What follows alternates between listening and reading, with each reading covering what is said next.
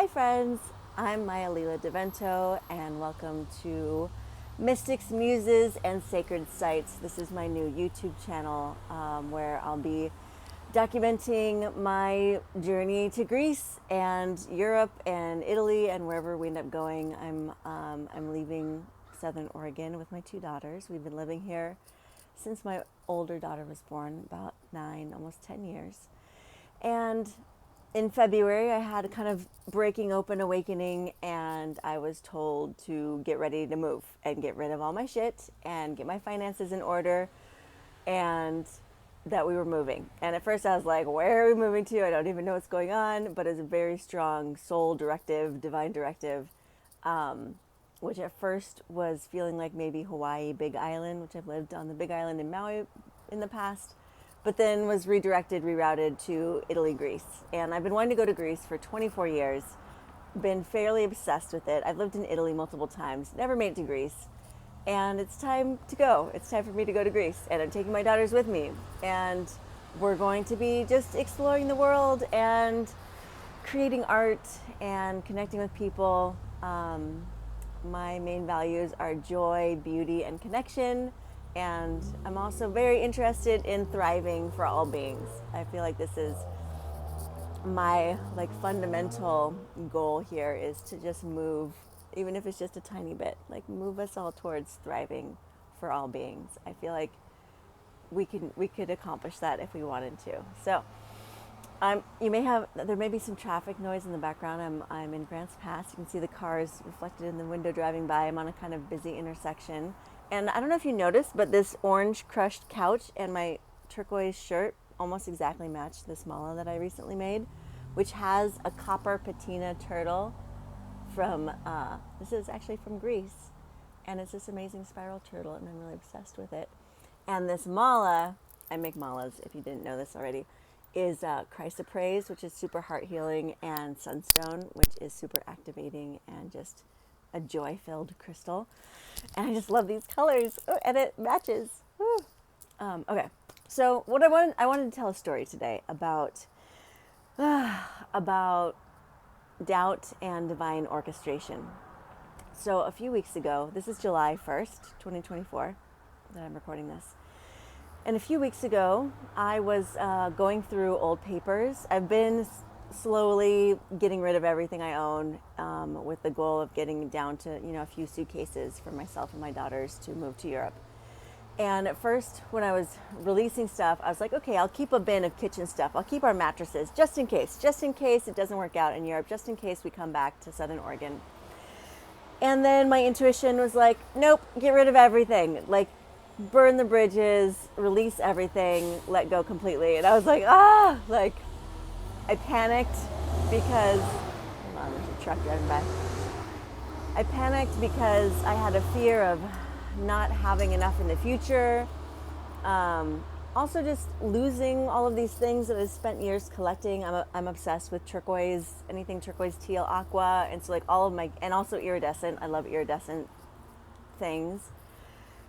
And so I'd spent years collecting shit, kitchen stuff, home stuff, turquoise. Anytime I saw turquoise, I would buy it, which, was fun, and it made me somewhat happy. But I realized with this letting go process is my joy isn't in the turquoise spatula or the iridescent utensils. The joy is in me, and I generate the joy, and I can feel that regardless of whether or not I have turquoise around me, even though it does accentuate it slightly. But there was just this releasing of the need for these external things to connect to my own joy. And then also trusting that, I'll have what I need in the future, and I will, I'll receive what I need, or I'll be able to create what I need, and I won't be in this place of lack and not having and stuckness. I'm drinking my cacao with maple syrup and lion's mane and cardamom. That's my little special recipe. So I'm going through papers, and I have this big accordion file of journal entries and spiritual teachings that I had typed up. These journals and writings were from 2009, 2010, when my awakenings first started. And So it's this giant accordion file, and my laptop was on the dining room table. I'm living at a friend's house, and there's lots of people here and children, and it's a fairly chaotic environment, but it's fun. We've been having a really good time just being together and holding space for our respective transformations that we're all going through in our lives. And this accordion file like kind of fell open, and there was a giant red cup. Like the kids had been selling lemonade, and so there were these red cups, and unbeknownst to me, this red cup that was sitting on the table was full of water, and my laptop was there, and the red cup tips over on the back side of my laptop, not on the keyboard, on the back, like, and it, goes under. And so I'm like, oh God. And I grab my laptop, and it doesn't seem to be, have gotten much water on it. So I'm like, okay, this will be fine. Like I just dried off the bottom, like the little hinge between the screen and the board. I don't know what you call it, the keyboard. And I put it away and continue my night going through papers. And the interesting thing to me is all of these things that I'd been writing and printing and reading back in 2009 are the exact same things that I'm focused on today. But now I've integrated them. I'm living them. Like back then, I knew that they were true, but my life, like the distance between where I was in my life and where I wanted to be, was so huge, and I didn't know how I was going to get there. And back in 2009, I was living in Los Angeles. I was coming out of alcoholism. I was heartbroken. Like my plan for my life and the person I thought I was going to be with forever and marry and have children with, like we had broken up. And I had just been completely destroyed, and I was pretty miserable. Like I knew the life I wanted, but again, it was so far from where I was living in Los Angeles, kind of not on my life path, purpose, not even knowing what that was. Like being just pretty lost and clueless, and unhappy, deeply unhappy. And what I wanted to be in nature. I wanted to have community. I wanted to be doing the things in my life that I loved, that felt aligned, like doing yoga and writing and meditating and exercising and eating clean and just living in nature really was one of the hugest ones. And so over the course from 2009 to 2024, I got there. I was living up until I was told to get rid of all my shit and get ready to move. I was living on beautiful land owned by a friend with a creek in the backyard, and we were living in a yurt. My girls were living in a yurt. That was their bedroom, was the yurt, and there's a trailer that I lived in. And it was just, we're in the mountains, there's pine trees, and the land was gorgeous, and it was quiet. Like there was no traffic. There was a few cars would drive by, a few times a day, but there was no traffic. And there were turkeys, wild turkeys, blah, blah, blah, blah. They would like gobble every morning. And it was beautiful, and it was peaceful, and my nervous system was just so calm and relaxed. And it was part of my dream, but it wasn't all of it. And I realized I needed to keep going. I needed to continue to follow these giant dreams that I had of living in Europe, living in Greece, living on sailboats, becoming a writer, becoming a spiritual teacher, doing my soul work in this world, which is actually also being a healer, which didn't really come online until this last February. And so I've been in this transition of really coming home to myself and accepting, my truest, deepest, authentic self, and figuring out how to be that in the world in a way that functions as far as, economically, and all the past life stuff, like getting killed for various things in past lives, various ways, having a lot of that come up as I'm using my voice more and stepping out more. So the next morning after the water spills on the laptop, I open my laptop and it's off, and I was like, that's not a good sign, because usually you just close your MacBook and then you open it and it boots up again, but it is shut off, and so I had to turn it back on, and it turns on. I'm like, okay, but again, whenever I'd shut it, it would shut off completely, and then I'd have to reboot it, and I'm like, uh-oh. And then the next morning it wouldn't boot, the little white apple would flash and then nothing, and I was like, fuck. Because I had a belief, I need a laptop to survive. I need a laptop to make a living in this world, and I need a laptop just to do work in general. And And we're moving to Greece on a shoestring and a prayer. I'm selling my van right now. That's funding the flights and everything. So it's not like I'm sitting on a pile of savings to just go out and buy a new laptop.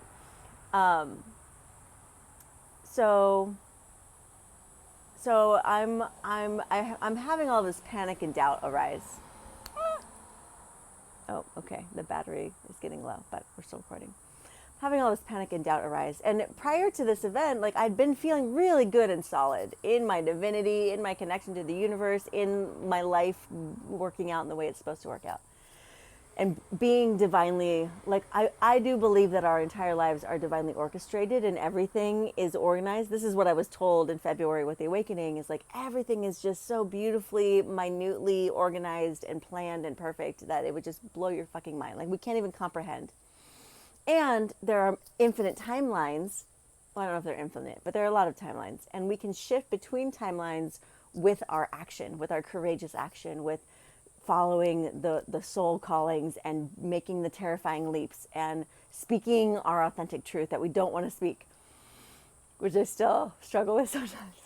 But so I believe we can switch timelines by doing the scary things, by taking the scary actions that we're called to take.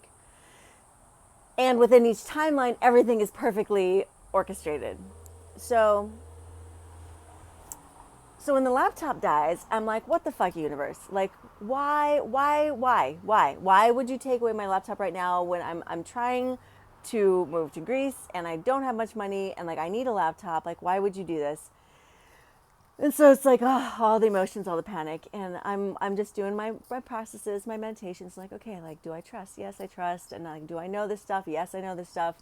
So am I going to choose to be in fear, or am I going to choose to be in faith? And I'm like, okay, I'm going to choose faith, and like it'll be fine. So I stick the laptop in a bag of rice for like 4 or 5 days, and I'm just like, okay, like what can I do on my phone? I can do a lot on my phone. I can't edit, an hour-long interview very easily. Well, I couldn't at the time at all because I didn't have space on my phone to even have an hour-long interview downloaded. But so the week goes by, and it's kind of nice just like stepping back from even being on my computer because my computer's not working anyways. And I did a breathwork session that Saturday with Justin Lovato. There's an interview here with him, and he has a group called Nirvana Nation, and so it's a few times a month we do breathwork sessions. So I'm doing this breathwork session, and I get a very clear download. And again, there's a truck going by, so I don't know if you guys can hear it at all. But I get a very clear download. And it's not a voice, but it's words. It's hard to explain.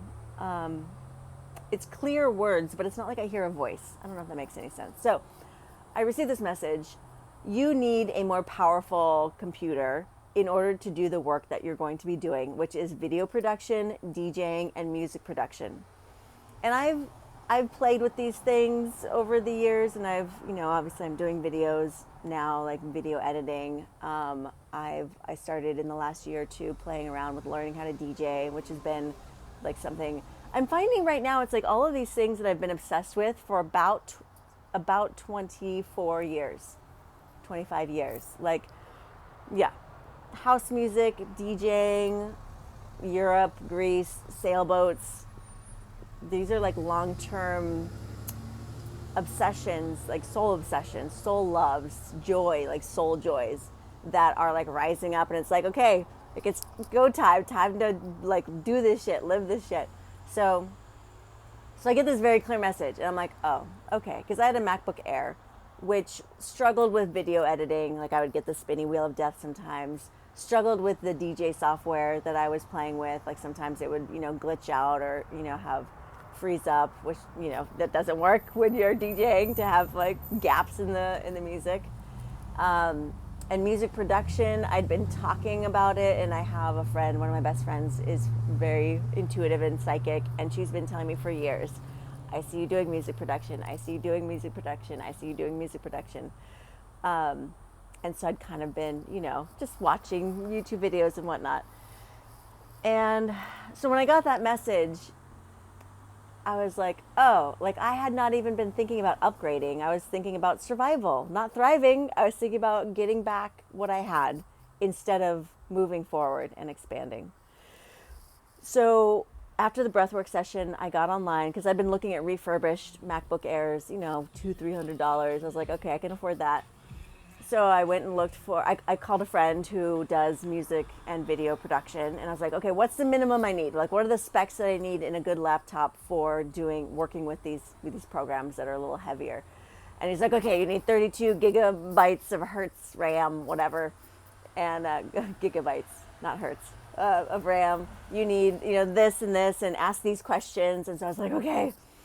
And I found a MacBook Pro that was a 16-inch rather than my 13-inch MacBook Air, 32 gigabytes of RAM and blah, blah, blah. And my friend was like, okay, ask the guy if he'll meet you at this computer shop in Medford. That's the best one for Macs, and have them look at it. And so I asked the guy that, and he's like, oh, actually, I worked there for 5 years. So, and I can look at your laptop, your old one, if you want me to fix that for you. And I was like, okay, perfect. Like, it was just so easy and synchronistic. And within 8 hours, I had the MacBook Pro in my hands. Even though I didn't even have all the money at that point, I had part of the money, which I gave the guy. And then he took my other laptop to fix it. And I was like, okay, do you want me to pay you the rest before I pick up the MacBook Pro? And he's like, no, you can just take it. I trust you. And I'm like, okay. So everything is working out. And everything happens for a reason. And when you think something has gone wrong, it's not going wrong. It's going right. You just don't necessarily know how and why yet, but it is. And so this is my work, to go from the fear and the doubt and the panic to the knowing and the trusting and the faith and the remembering. And back in 2013, when I was living at an ashram in Italy called Ananda CZ, I was really struggling with the question, like, what is my purpose? Why am I here? Like, what am I here to do? And I got a Vedic astrologer reading with an astrologer, and he said, you will be a transformational coach, but not until you are 44 years old, and I'm 45 now. And I was 33 at the time, and I was like, what? Like 44? Like, what do I do between then? And like, how is this going to take so long? And it's just, that's the time that it took. But at age 33, around this time with the Vedic astrologer, the title that came to me was Divine Reminderer, which is a very like awkward but kind of funny title, Divine Reminderer. But it's essentially the path of the mystic, and the path of remembering that we are divine, we're connected to the divine, we're already whole. All of this that is part of the forgetting and the remembering is this game of God playing human. Maya Lila, for me, translates to the game of God playing human. So we are all God. Everything's God. We're all God. We're all expressions of God. We're all God experiencing God.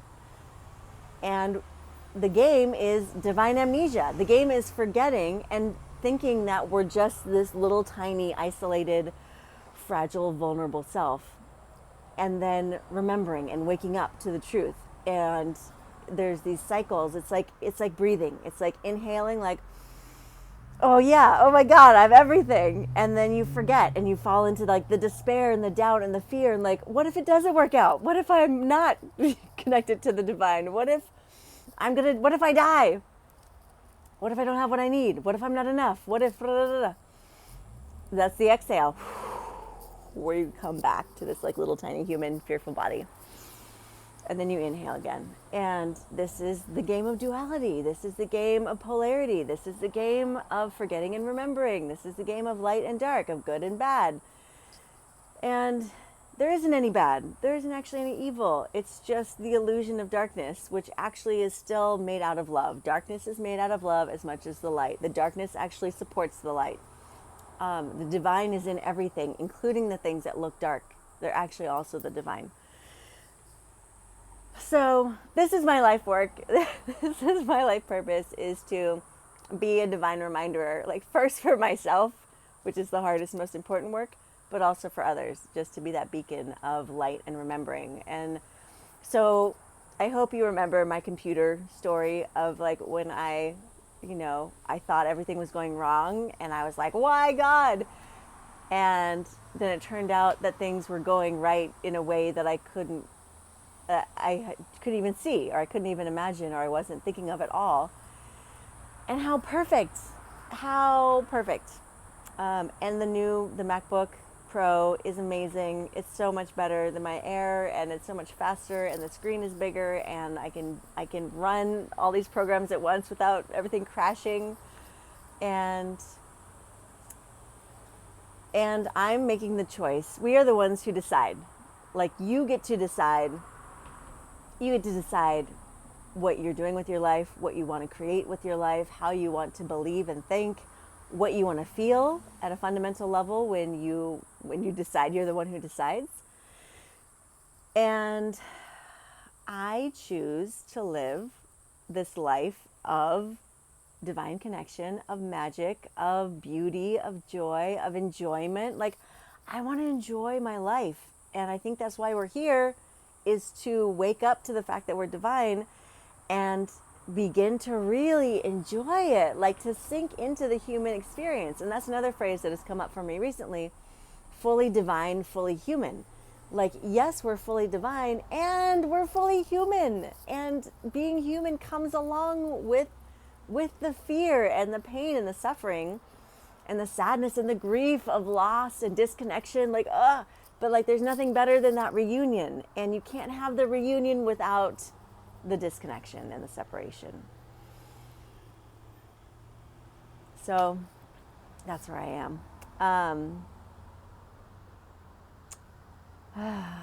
What else should we talk about?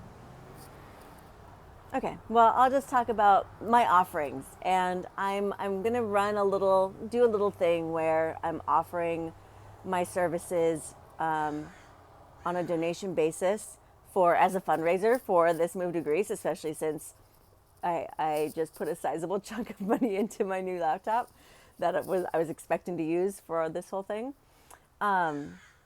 I work in various modalities, and sometimes I feel kind of schizophrenic as far as all these different things that I do, that they all come under the umbrella of divine reminding and remembering and embodiment and expansion and knowing ourselves. But so I do human design. I'm 14 years into my human design experiment. I think human design is a really beautiful, powerful, resonant technology that has been given to us at this time in order to remind us of our true selves, and remind us of our soul's intention coming down here, and remind us of what our gifts and our natural proclivities and the best ways that our energy functions in this world. So I do human design readings. Also for couples, I do composite readings, and it really helps to understand the differences, because human design is the science of differentiation. And it's important that we know what makes us unique and special, and what we're here to live as our specific puzzle piece in the great masterpiece puzzle of this world. But it's also important to realize, like, oh, everybody else has different magic. Everybody else has different gifts and skills and functions differently, and that's perfect, and it's beautiful, and it's necessary. We're not all meant to function the same way. But most of us, we're taught to shame ourselves if we're not functioning the way that we think we're supposed to function, or doing things the way we think we're supposed to do them, or if we're not following the herd, and all that. So, loud trucks again. So human design is just that. It's like a soul map for your specific soul purpose in this lifetime. Really powerful, really helpful in just coming home to yourself and finding alignment and ease. Second thing that I do is crystal healings, crystal energy therapy work. And this is a fairly new modality for me that I've worked with crystals for most of my life, and I've loved crystals, but I didn't really believe that they did much. I was like, okay, maybe this helps, but it's fun to look at, and I just love crystals. But it wasn't until this year I did a crystal therapy guide, energy guide certification, and I started playing with it on friends because that was part of my homework. And people started having healing experiences, and pain started, dissipating, chronic pain for certain friends. And people were having these visions and very intense experiences. And I was like, oh, fuck, like this shit's real. Like, this actually works. Because pain, I would feel pain in people's bodies and clear it with the crystals. And then they would report back. And this was remote. I've done a lot of remote healings at this point. So they would report back like, oh, my back pain is gone. And they hadn't told me that they had back pain, and now it's gone after the session. And I was like, okay, that's crazy. Like, that's not, it's not something I'm making up in my mind. So the crystal therapy sessions are really beautiful for chronic pain, for moving energy blockages, for clearing ancestral. Like, there seems to be a lot of ancestral work happening in the sessions. And just letting go. I'm realizing that healing and health and thriving is really just about letting go of all the shit that keeps us caged and trapped and tense and, locked up. So crystal therapy sessions, really beautiful and fun and effective, amazingly. I also do clarity sessions for like life purpose and for finding your highest joy and getting clarity on who you are and what you're here to do. And this one is more of like a guided inquiry where I ask you a million questions, and then we go into the things that the things that you already know that sometimes you just forget or get lost in the soup of the mind. And then one of my favorite things ever is kindred meditation. And kindred meditation is a form of somatic therapy. It's an intuitive, dynamic movement meditation, which I should start doing videos of my friend and I doing kindred together. Maybe I'll do one today. But in kindred meditation, you're basically dropping below the verbal, logical, rational mind that functions in words and symbols. And you drop into the language of your body and the language of emotions and movement. And emotions and movement are our most ancient languages. And your body holds so much wisdom and knowledge. And the divine speaks to us through our body, not through words necessarily most of the time. And so tuning back into your body, getting into your body, listening to your body, developing a loving, co-creative relationship with your body is really powerful and beautiful and necessary in these times. And so kindred meditation, I often use it. There's a technique called inner revolution where we go into the dark, negative, contractive, sticky feelings. So maybe that's grief, heartbreak, anxiety, fear, any of these like contractive energies of like, I'm gonna die.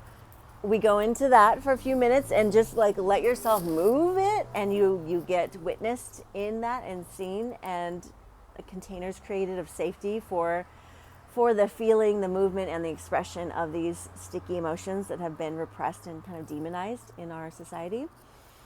And then we go into the opposite, like the expansive, opposite, balancing, opposing emotion. And you realize like, oh, like I'm not just this tiny self that's going to die because I'm overwhelmed with anxiety or fear or grief or loss. I'm also everything. I can also expand like into everything. So this practice helps you become more facile and more capable of choosing your emotional state and of creating with your emotions, but also feeling them deeply and honoring them, the ones that do arise, instead of repressing, rejecting, denying, avoiding, holding space and listening, because all of these emotions have messages for us. They have wisdom for us. They want to help us, and they want to tell us something. And most of us have not been taught to listen. So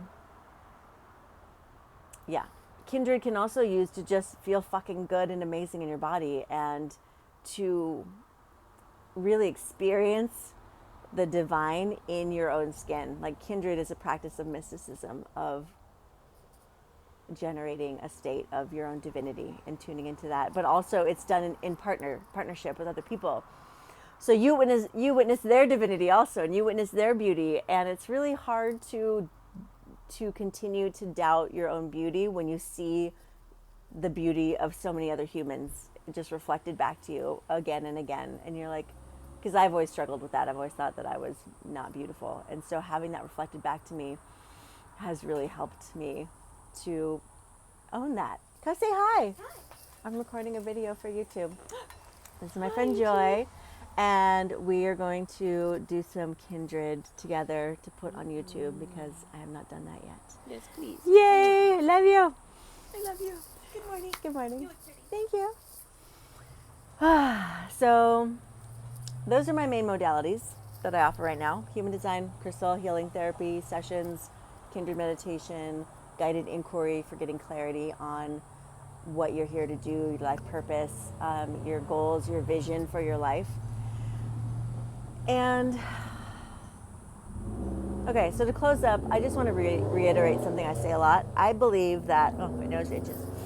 I believe, and I'm not going to edit this, I'm just going to fucking post this on YouTube. So if you don't like the rambliness, sorry. Not sorry.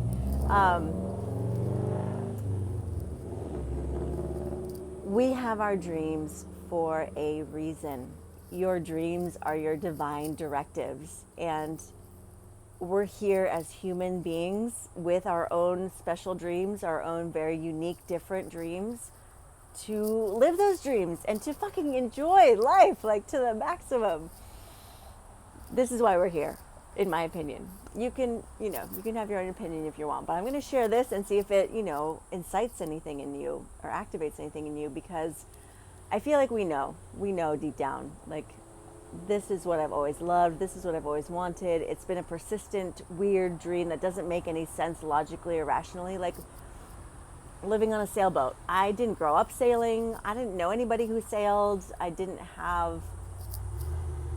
know why I became obsessed with sailboats and sailing, but I am, and I always have been. Not always, but like since my teens or 20s. And there's a reason.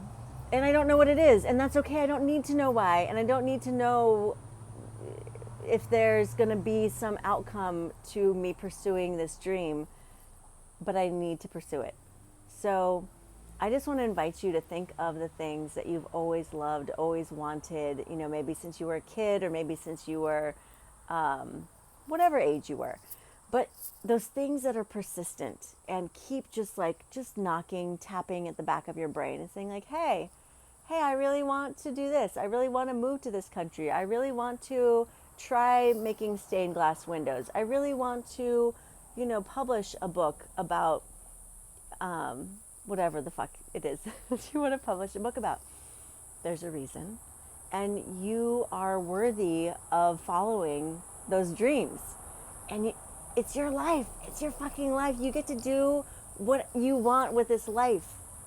And it's so important to just not let your life go by without pursuing your dreams and without living the things that you want for yourself for no rational, logical reason. I believe this is why we're here.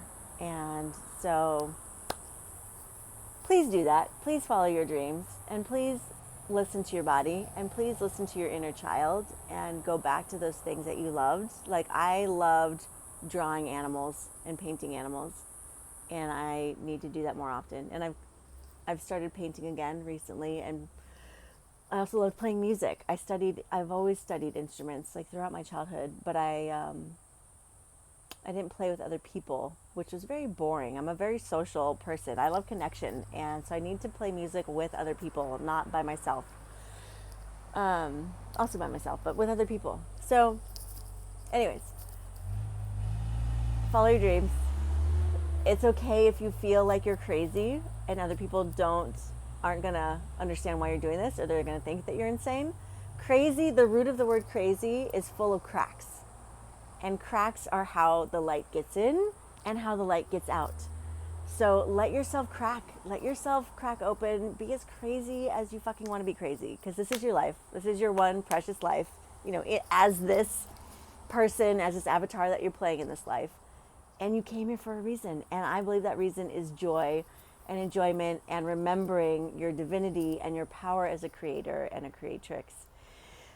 And yeah, so thank you for joining me for this update. Oh, this is a long update, but if you have any questions, put them in the comments. Like, subscribe, do all of that YouTube shit that everybody always begs for, because that's how this functions, I guess. But yeah, I love communication. I love connection. So if you have any if you have any comments, if you have any questions, if you have anything that you want to see more videos about the spiritual journey, about my spiritual name, about living in an ashram in Italy, about my free births. I free birthed my daughters. One was born in Maui, one was born here in Oregon. Free birth is where you just give birth without any kind of medical personnel or assistance. Mysticism, crazy mystical stories. I'm doing my series of conversations with mystics, which there'll be more, and my battery is still dying. Yeah, just let me know what you want more of these conversations about. And thank you for joining me and sending you so much love and goodness and light. And I hope you have a beautiful, beautiful day. And I just hope that you remember how amazing you are and how beautiful you are, and that you are divinity in a human body. Okay, don't forget.